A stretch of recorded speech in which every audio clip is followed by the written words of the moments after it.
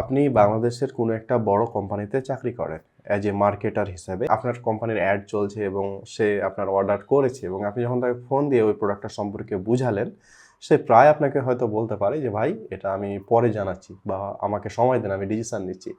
So এই ক্ষেত্রে আপনি কিভাবে ওই কাস্টমারকে ইনফ্লুয়েন্স করতে পারেন, আমি 3টা ট্রিক্স শেয়ার করব। নাম্বার 1, রিলেটেবল রিমাইন্ডার, অর্থাৎ আপনার যে প্রোডাক্টে অফার চলছে সেই কাস্টমারকে বলতে পারেন যে আমার এই প্রোডাক্টটাতে অফার চলছে, আমি জানি আপনি চাইলে হয়তো মিস করতে পারেন এবং এই অফারটা অনেকেই নিচ্ছে। তো একটা যে ফ্রেন্ডলি মেসেজ, এটা কিন্তু আপনার প্রতিষ্ঠান বা আপনার প্রোডাক্টের সাথে তার একটা সিকিউরিটি বাড়াবে। নাম্বার 2, সোশ্যাল প্রুফ স্ক্রিনশট, অর্থাৎ আপনার ওই প্রোডাক্টটা, যে প্রোডাক্টটা ওই কাস্টমারটা কিনতে চায়, ওই প্রোডাক্টটা অন্য যে কাস্টমাররা কিনেছে এবং তারা কি রিভিউ দিয়েছে, সেই রিভিউগুলো ওই কাস্টমারকে মেসেজ করে পাঠাতে পারেন যে দেখেন অন্যরা এই প্রোডাক্টটা নিয়েছে, তারা হ্যাপি এবং আপনিও চাইলে এটা এখন নিতে পারেন।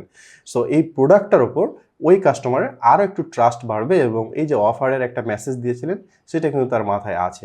Number 3, time bound offer. এবার আপনি সেই কাস্টমারকে বলতে পারেন আর 2 দিন পর যে ভাই আজকের ভিতর হলে নেন, কারণ আজকে অফারটা আমাদের শেষ হয়ে যাবে। সো আপনি যদি অফারটা মিস না করতে চান তাহলে আজকের ভিতরেই আমাদের অফারটি নিয়ে নিতে পারেন।